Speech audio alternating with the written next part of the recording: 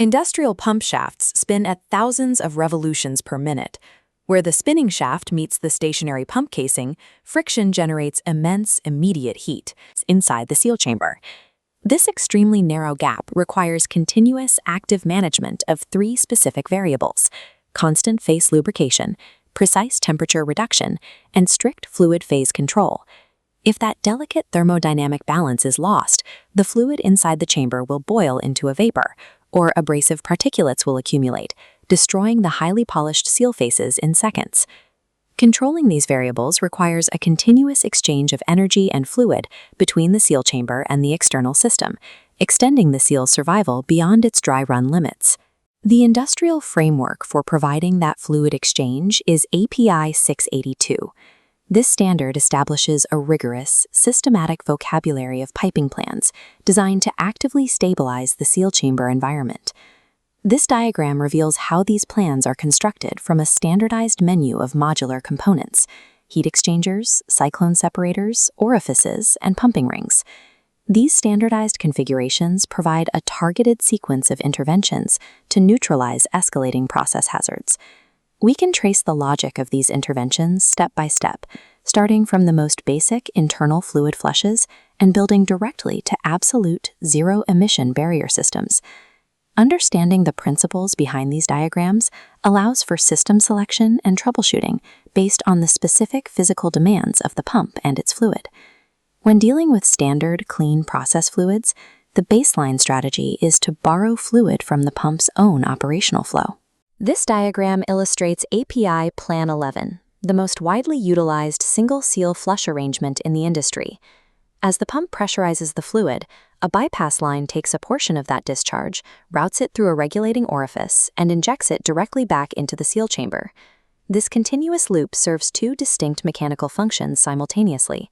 It supplies clean liquid to lubricate the seal faces, and it continuously flushes away the heat generated by friction. By directing this flow through a distributed or extended flush right at the seal faces, the thermal dynamic efficiency of the heat removal increases significantly. Plan 11 is highly efficient in its simplicity. However, its success relies on the assumption that the bulk process fluid is clean, cool, and stable enough to act as its own cooling medium. The first major process complication arises with extreme heat. If the pump is moving highly volatile or hot liquids, routing that fluid directly back into the seal chamber using Plan 11 will cause the liquid to flash into vapor.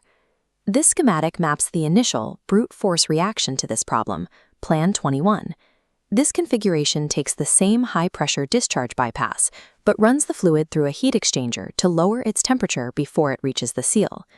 The severe engineering flaw in this approach is the thermal math. Because the bypass line is constantly pulling a continuous stream of brand new, extremely hot process fluid, it places a massive, inefficient heat load directly on the exchanger. This flow path shows the API preferred solution for severe thermal management, Plan 23. Instead of pulling fluid from the main pump discharge, Plan 23 relies on an internal pumping ring to circulate fluid in a completely closed loop. The fluid cycles out of the seal chamber, passes through the heat exchanger, and returns. By continuously cooling the exact same isolated volume of fluid, the thermal load drops drastically, preventing the heat exchanger from rapidly fouling. To make this work, the architecture requires a close clearance throat bushing. This physical barrier prevents the cool, isolated liquid loop from mixing back into the boiling hot process fluid inside the main pump body. Moving from Plan 21 to Plan 23 isolates the cooling loop from the bulk process, creating a stable microclimate within the seal chamber. Another major environmental hazard is physical contamination. When process fluids carry heavy, abrasive solids, those particles will quickly score and destroy the highly polished seal faces. The basic passive approach is Plan 12, which attempts to filter the fluid by adding a simple line strainer to a bypass flush. The API 4th edition guidelines issue a strict warning regarding this setup. Static strainers inevitably clog with debris. Consequently, Plan 12 fails to prove a reliable 3-year operating life. This diagram highlights the dynamic alternative, Plan 31. This routes the pump discharge into a conical cyclone separator. Centrifugal force drives heavy particulates down and back to the pump suction, while the clean fluid routes upward to lubricate the seal. This mechanism operates under strict physical constraints. To separate effectively, the heavy solids must possess a specific gravity at least twice that of the process liquid. If the fluid is a slurry or entirely unfilterable, the required fallback is Plan 32.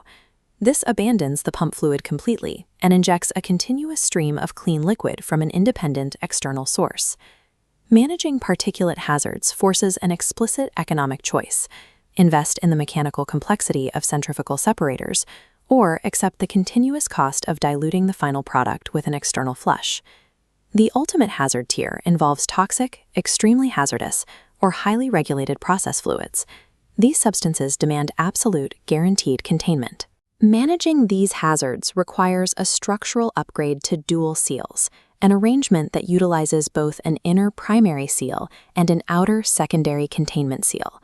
This schematic shows the first dual seal configuration, Plan 52.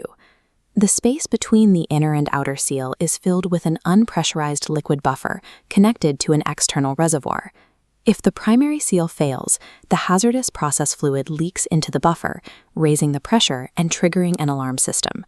While Plan 52 safely captures the leak and routes the vapor to a flare or recovery system, it is entirely reactive.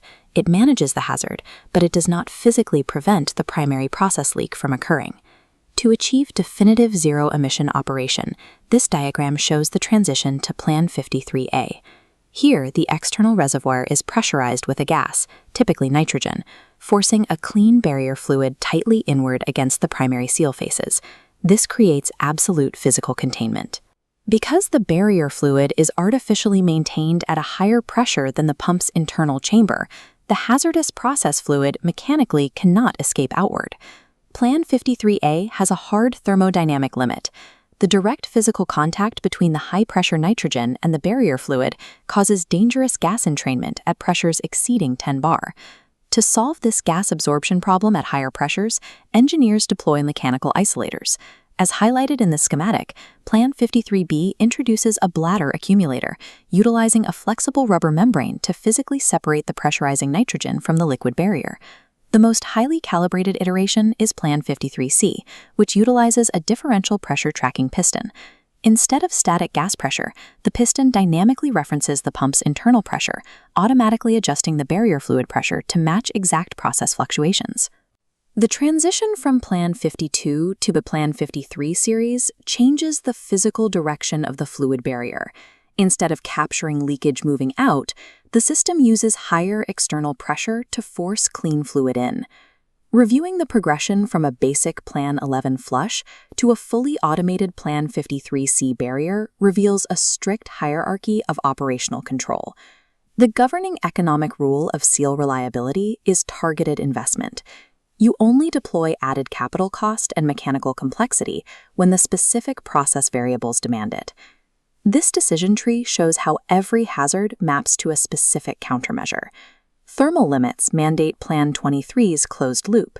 Heavy solids necessitate Plan 31's cyclone action. Toxic emissions require Plan 53's pressurized isolation. Conversely, selecting Plan 21 for extreme temperatures generates a crippling heat load that quickly collapses the cooling system. The selection of a piping plan cannot be driven by arbitrary operational budgets. It must be dictated strictly by the objective physical properties of the process fluid. Selecting the correct theoretical plan is only the initial step.